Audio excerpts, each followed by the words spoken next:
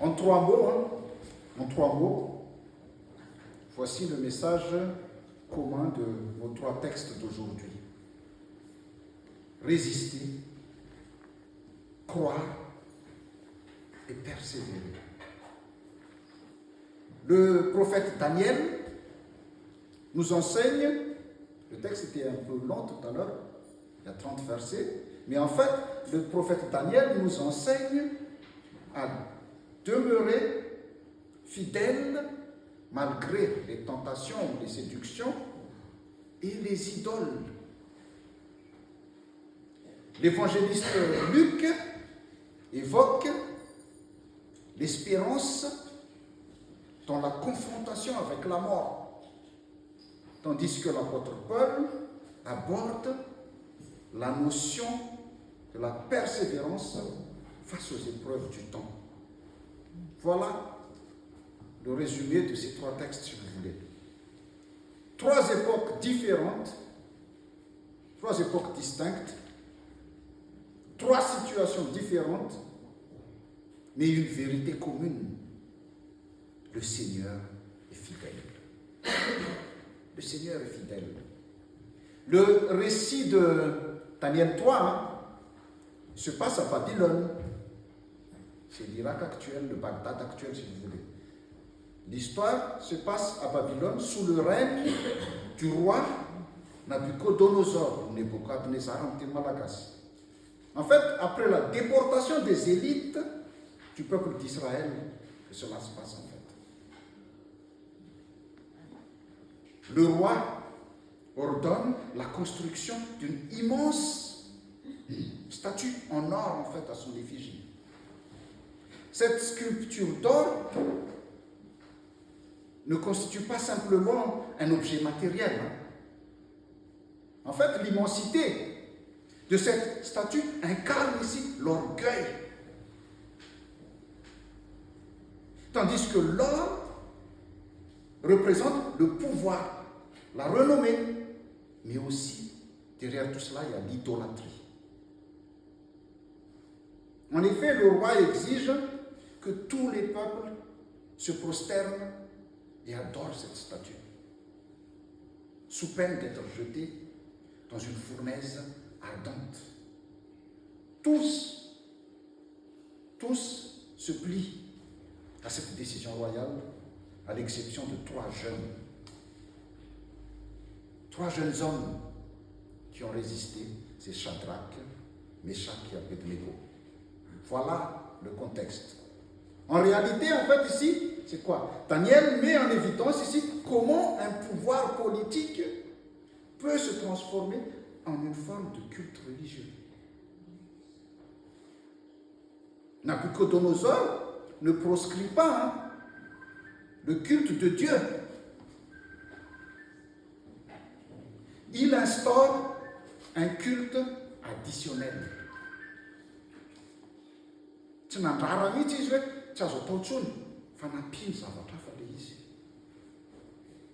Il instaure un culte additionnel, un culte de l'État où la loyauté politique l'emporte sur la conscience religieuse. C'est cela qui est en contradiction avec notre foi chrétienne, en fait. D'ailleurs, Jésus, en Matthieu 6, 24, Jésus dit « Nul ne peut servir deux maîtres, ou bien il haïra l'un et aimera l'autre, ou bien il s'attachera à l'un et méprisera l'autre. »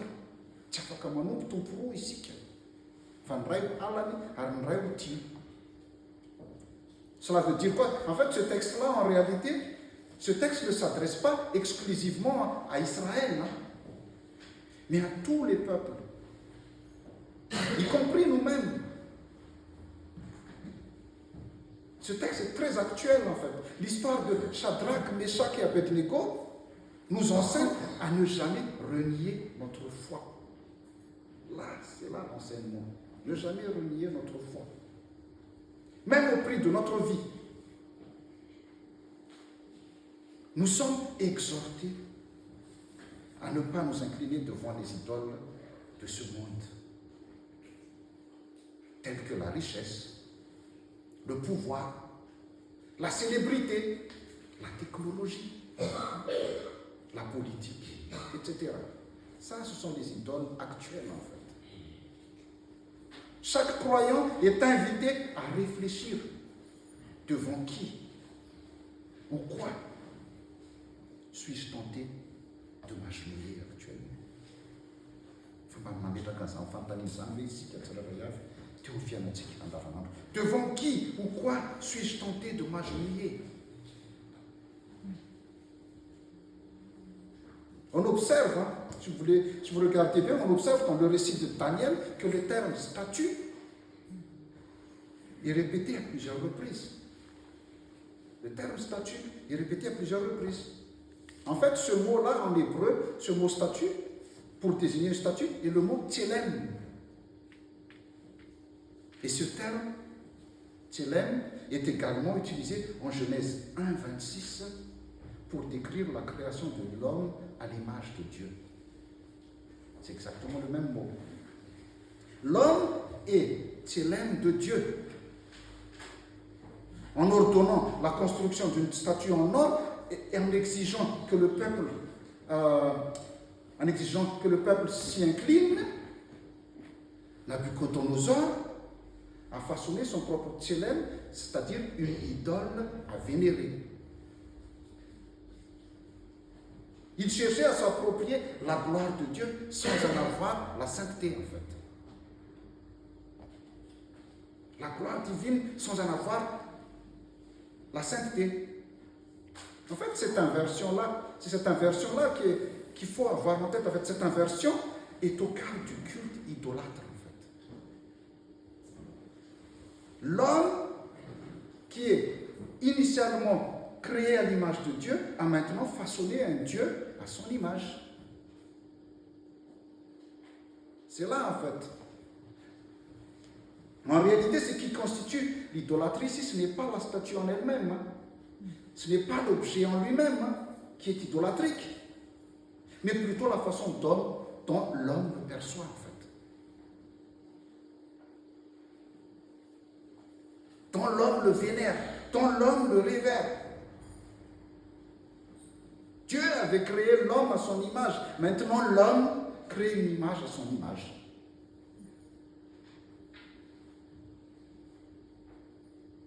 L'image ici ne renvoie plus à Dieu, elle se renvoie à elle-même.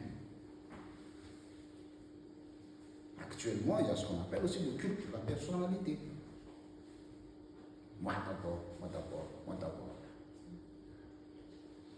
Le verset 5, le verset 5 dit, je cite, « Dès que vous entendrez jouer de la trompette, de la flûte, de la cithare, de la sambuc, du psalterion, de la cornemuse et de toutes sortes d'instruments de musique, vous vous prosternerez et vous adorerez la statue d'or que le roi Nabuchodonosor a dressée. »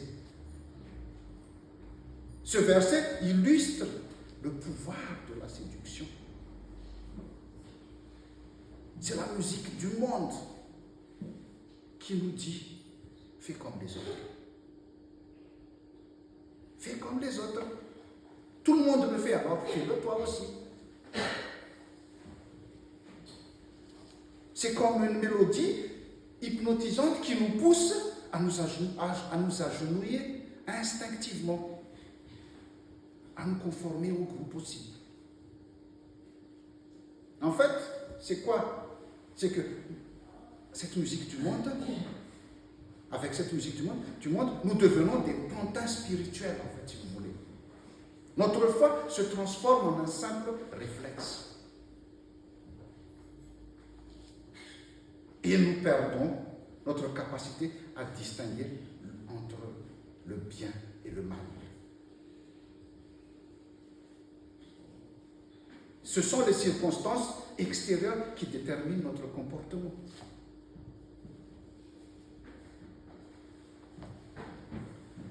Dans l'évangile de Luc, chapitre 20, les Sadducéens qui ne croient pas en la résurrection tentent de piéger Jésus dans leur logique rigide et leur doctrine figée, en fait. Les Sadducéens, ce sont les responsables du temple. C'est les descendants de Sadoc, un prêtre en fait. C'est ce qu'on appelle les Sadducéens. Et eux, leur particularité par rapport aux pharisiens, c'est qu'eux, ils ne croient pas à la résurrection des morts.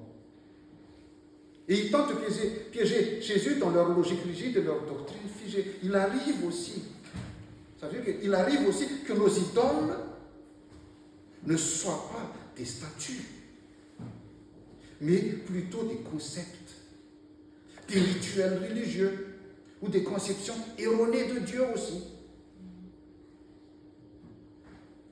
Dans Luc 20, l'idole des Sadducéens, c'est quoi? Leur idole n'est pas une statue de pierre ou d'or, mais une statue de raison, la connaissance. Une statue de raison. Ils enferment Dieu dans leur raisonnement et dans leur héritage ancestral. Ce qui revient à limiter Dieu, en fait, si vous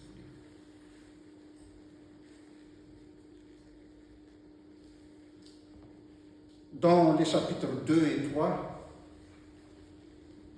de la lettre aux Thessaloniciens, Paul nous encourage à rester fermes dans notre foi, notre amour et notre dévotion envers Dieu. Car il est fréquent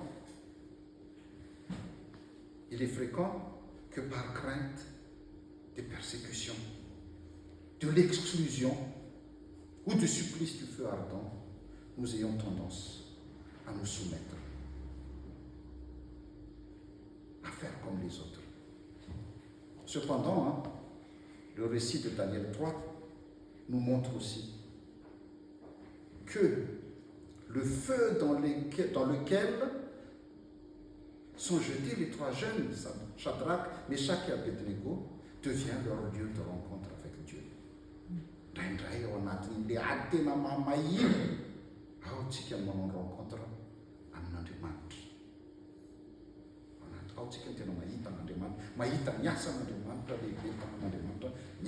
Et on vient à Tikio. Nabucodonosor avait utilisé cet objet pour détruire les trois jeunes gens. Mais Dieu l'a transformé en un instrument pour démontrer sa grandeur et sa gloire. C'est dans le feu que l'or est éprouvé. Et c'est dans le feu aussi que notre foi cesse d'être une simple théorie pour devenir une relation vivante.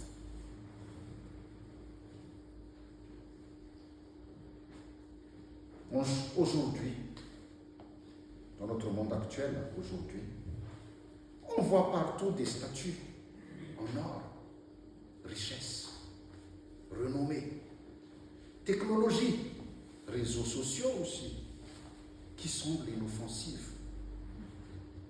Cela semble inoffensif, cependant, elles deviennent des idoles lorsqu'elles exigent notre allégeance et réclament notre dévotion. Chaque fois que nous mettons quelque chose avant Dieu, nous dressons notre propre statue d'or, en fait. Chaque fois. Des fois, c'est le travail aussi. Ne rigole pas, je ne parle pas de toi.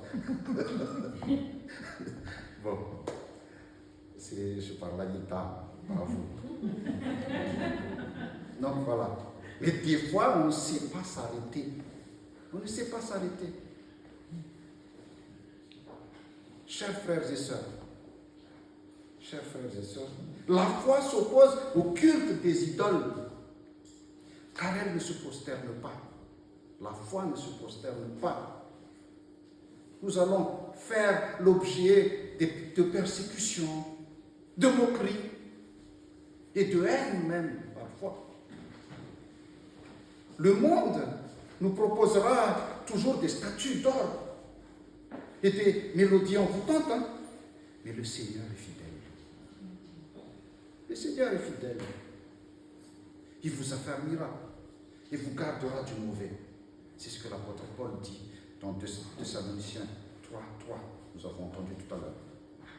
Le Seigneur est fidèle, il est digne de confiance. Il vous protégera du mal.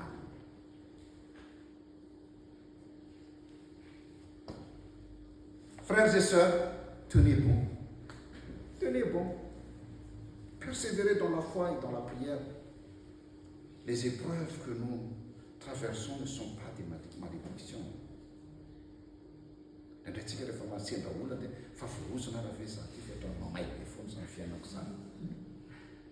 Ce ne sont pas des malédictions, mais des lieux de rencontre avec Dieu. Des lieux de rencontre avec Dieu, c'est là qu'on doit chercher encore plus Dieu. Dieu est vivant. Dieu est vivant. Il nous soutient, nous maintient droit et nous entoure de son amour. Que la grâce de notre Seigneur Jésus-Christ, l'amour de Dieu le Père et la communion du Saint-Esprit soient avec vous tous. Amen.